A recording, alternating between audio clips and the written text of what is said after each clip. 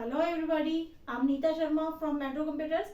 आइए आज इस वीडियो में हम देखेंगे ऊप्स का एक और इम्पॉर्टेंट पार्ट एग्जाम्पल सहित, प्रोग्राम के एग्जाम्पल के साथ इनहेरिटेंस। इनहेरिटेंस को वैसे मैं पहले बता चुकी हूँ। इनहेरिटेंस मीन्स होता है पैतृकता, और पैतृकता का मतलब होता है कि पेरेंट्स के गुण बच्चों में अपने आप आते हैं, बच्चों के बच्चों में भी बच्चों के गुण और उनके पेरेंट्स के गुण अपने आप आते हैं, और स्वयं के नए गुण भी अपने आप आते हैं। ठीक इसी प्रकार से प्रोग्रामिंग लैंग्वेज में भी, ऊप्स की जितनी भी लैंग्वेजेस हैं उनमें भी सभी में ये खास बात है कि जो एक हम क्लास बनाते हैं, यानी एक रिकॉर्ड मेंटेन करने के लिए एक स्ट्रक्चर बनाते हैं, तो उस स्ट्रक्चर में अगर कोई इंफॉर्मेशन रह जाती है, 2-3 फील्ड्स हमें और जोड़ने हो, ऐड करने हो, तो हमें बार बार उसे पूरा डिफाइन करने की, पूरा बनाने की और लिखने की आवश्यकता नहीं है।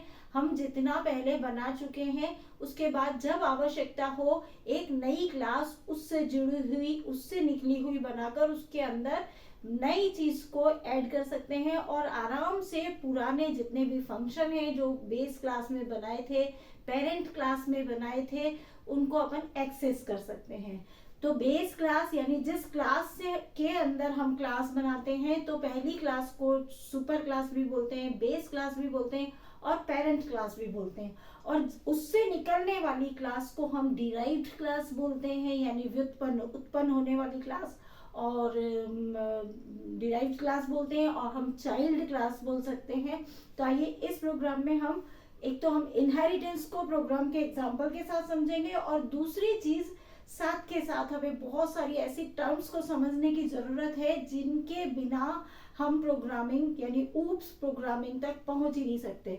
तो धीरे धीरे करके इसी के साथ हम बहुत सारे ऐसे शब्दावली को समझेंगे। तो आइए चलते हैं।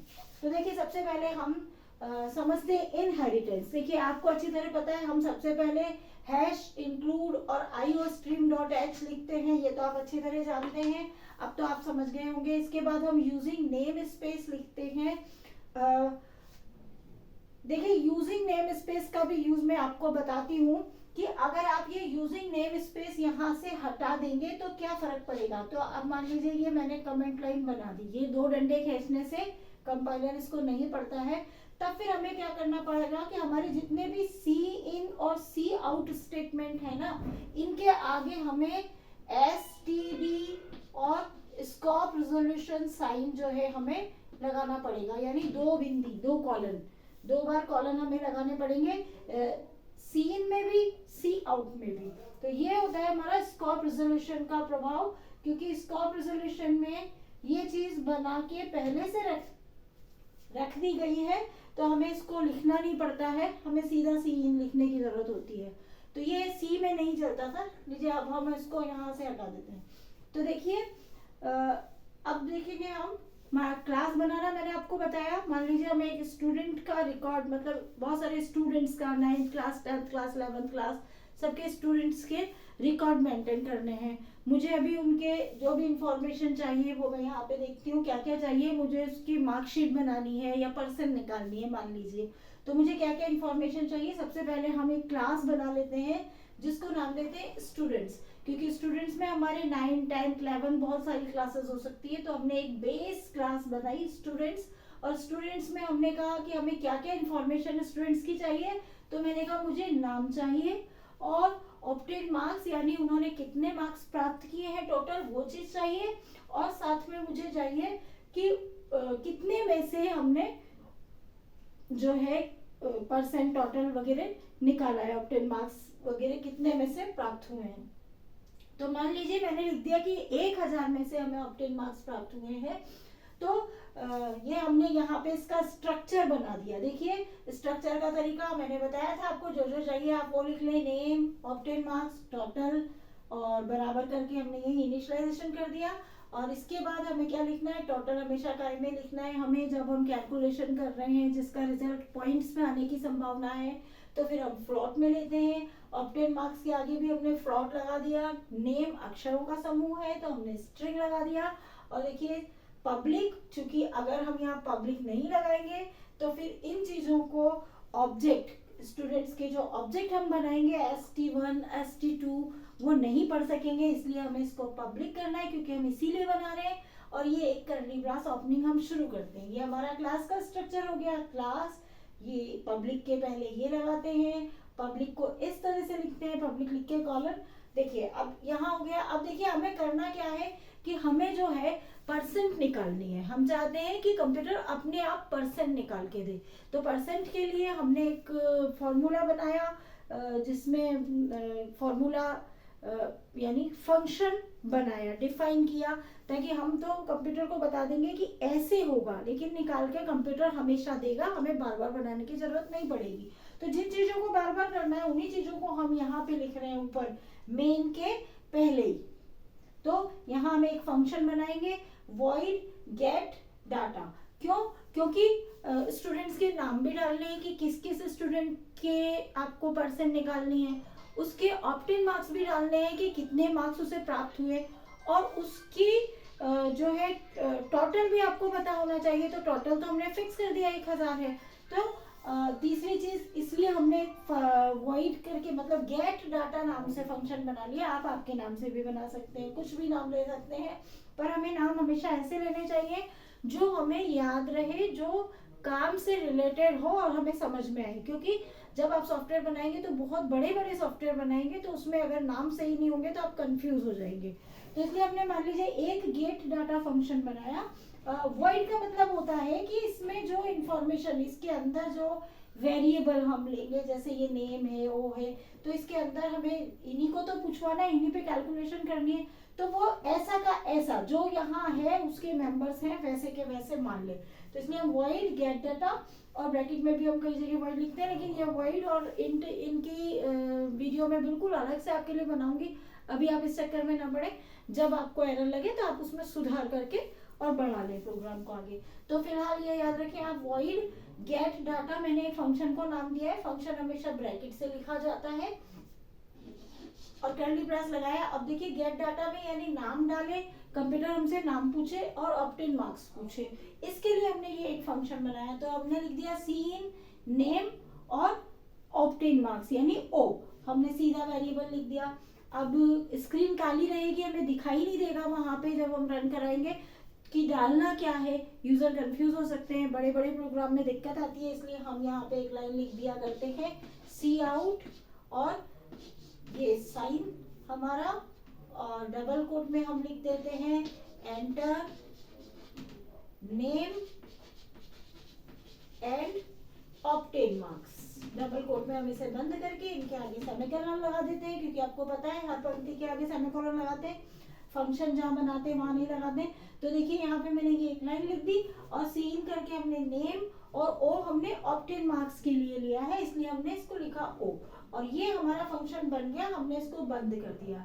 मैंने इसको कम जगह होने की वजह से, मेरे पास केवल बोर्ड है, इसी पे मैं आपको समझा रही हूँ, तो इसलिए मैंने थोड़ा पास पास और थोड़ा सा खिचड़ी की तरह लिखा है, पर मैं समझाने की अच्छे से कोशिश कर रही हूँ, तो आप इसको ध्यान से देखें। तो देखिए सीन करके नेम एंड ओ मैंने ले लिया है। अब देखिए ये तो हो गया गेट डाटा फंक्शन। तो अभी तो परसेंट नहीं निकला, अब हमें परसेंट भी निकालना है। परसेंट कंप्यूटर खुद निकाले, हमसे तो नाम और ऑप्टेन मार्क्स पूछ लेगा और प्रतिशत खुद निकालेगा। तो हम एक फंक्शन बना देते हैं और फंक्शन बना के फॉर्मूला लिख देते हैं उसमें कि फॉर्मूला ये है, अब आप निकाल दो। तो देखिए हमने इसके लिए एक और फंक्शन बनाया जिसको नाम दिया void पर, PER मैंने नाम दिया है परसेंट को, void परसेंट, और ब्रैकेट में हमने void लिख दिया। देखिए सी आउट मैंने लिखा ताकि स्क्रीन पे हमें दिखाई दे कि काम क्या हो रहा है, परसेंट इज ये लिखाया जाए। और ये पूरा स्टेटमेंट, क्योंकि जगह कम थी इसलिए मैंने यही लिख दिया। ये हमारे दोनों साइन लगा के ब्रैकेट के अंदर हमने लिखा परसेंट का फॉर्मूला क्या होता है, obtain marks divide by total marks into 100। तो मैंने ब्रैकेट के अंदर ओ डिवाइड बाय टोटल, इसको ब्रैकेट में क्लोज किया, इनटू 100 किया। क्योंकि मैथ्स में आप अगर थोड़ी बहुत भी मैथ्स पढ़िए तो आप जानते हैं कि हमें जिसको पहले सॉल्व करवाना हो उसको छोटे ब्रैकेट में बंद कर देना चाहिए। इससे कई जगह एरर की संभावना नहीं होती, नहीं तो हमें कई बार गलत रिजल्ट भी मिलते हैं। तो ये हमने लिख दिया, इनटू 100 कर दिया, और इसके बाद वापस हमने ये साइन लगा के एंडल कर दिया, यानी इसके बाद कर्सर जो है मतलब अपने आप एंटर हो जाए, और जब परसेंट निकले उसके बाद एंटर हो जाए। क्योंकि सी आउट के साथ ही हम एंगल को लगा सकते हैं, सीन के साथ नहीं लगा सकते। तो देखिए ये हमने 2 फंक्शन बना दिए। अब देखिए हमारी क्लास बनके खत्म हो गई, ये देख सकते हैं आप।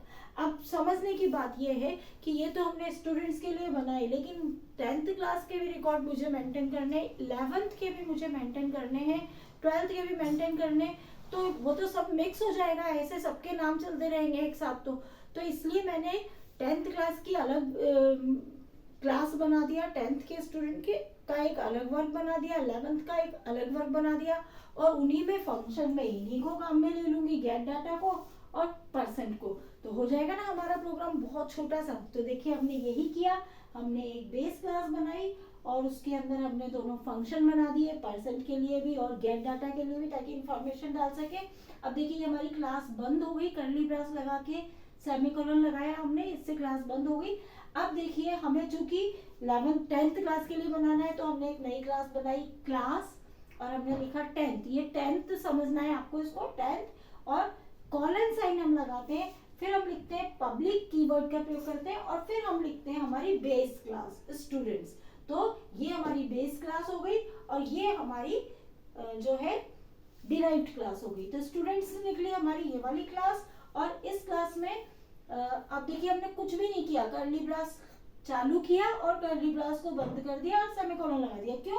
क्योंकि हमें इस क्लास के लिए भी यही इंफॉर्मेशन चाहिए, हमें और कुछ चाहिए ही नहीं। हमसे अपने आप ये गेट डाटा चल जाए और पूछ ले और परसेंट निकाल दे और प्रिंट कर दे, हमने परसेंट में सी आउट दिया है। तो हमें यही काम जब कराना है, तो मैं अगर दोबारा यहाँ पर लिखूंगी तो फिर मतलब क्या हुआ मेरे लिए? तो ऐसे बहुत सारे स्टूडेंट्स के अगर लिखने बैठूंगी तो बहुत समय लग जाएगा।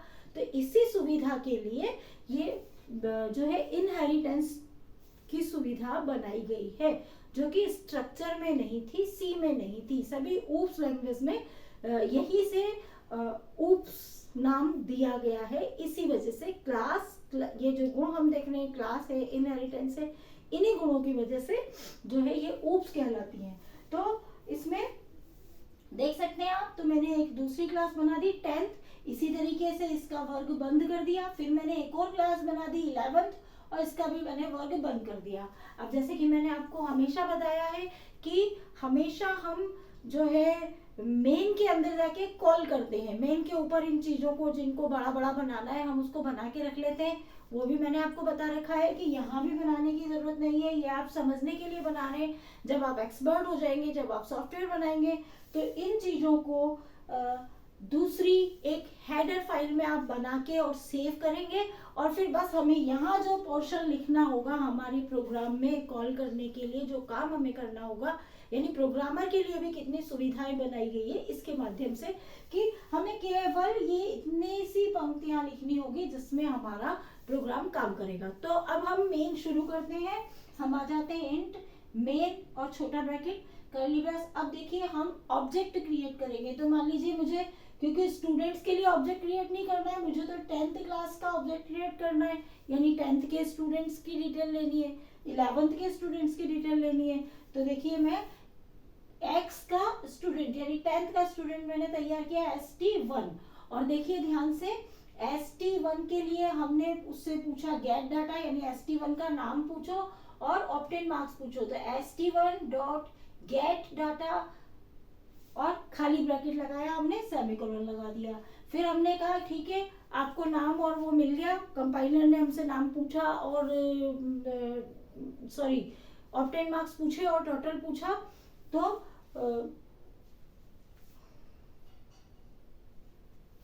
हाँ ऑब्टेन मार्क्स पूछे और टोटल पूछने की जरूरत ही नहीं है, हमने फॉर्मूला लगा रखा है वहां पे, तो हमें इसमें दिक्कत नहीं आएगी। तो हमने क्या किया कि परसेंट निकालने को बोला, उससे उसने हमसे ऑब्टेन मार्क्स पूछा और हमने परसेंट निकालने को बोला। सॉरी हमने यहाँ पे नेम भी पूछवाया था, हमने प्रिंट नहीं करवाया है, सुविधा प्रोग्राम ज्यादा लंबा ना हो इसलिए, पर हमने यहाँ पे नेम भी पूछवाया है। तो स्टूडेंट का नाम और ऑब्टेन मार्क्स ये हमसे पूछेगा गेट डाटा की वजह से, और फिर पूछने के बाद वो अपने आप परसेंट को कैलकुलेट करके प्रिंट करेगा। लेकिन इसके लिए हमने क्या लिखा, ST1 डॉट परसेंट और खाली ब्रैकेट हमने लगा दिया। इसी प्रकार से अब हम ये तो 10th क्लास के लिए हो गए, इसी तरह से हमने 11th क्लास क्रिएट की थी, तो 11th क्लास का भी मैंने ऑब्जेक्ट बनाया 11th ST2। देखिए ऑब्जेक्ट्स के नाम अलग अलग उसके अलग अलग रखने हैं हमें ताकि कंफ्यूजन ना हो। और ST2 के लिए भी सेम लाइन इसी तरीके से लिख देंगे ST2 dot gate data bracket और सेमीकोलन, ताकि वो ST2 के लिए यानी 11th क्लास के बच्चे के लिए नाम पूछेगा और ऑप्टिमल मार्क्स पूछेगा और फिर उसका पर्सन निकालेगा, तो इसके लिए ST2 डॉट पहले गेट डाटा और फिर ST2 डॉट हमारा पर ब्रैकेट और सेमीकोलन और फिर हम कर्ली ब्रास लगा के पूरे प्रोग्राम को बंद कर देंगे। तो ये हमने देखा इनहेरिटेंस। नेक्स्ट वीडियो में इससे रिलेटेड बहुत सारी चीजें मैं आपको यहाँ पे समझाने वाली हूँ। तो अगर मेरी वीडियो आपके लिए उपयोगी हो तो प्लीज लाइक करें, कमेंट करें, शेयर करें और मिलते हैं नेक्स्ट वीडियो में। Okay, bye.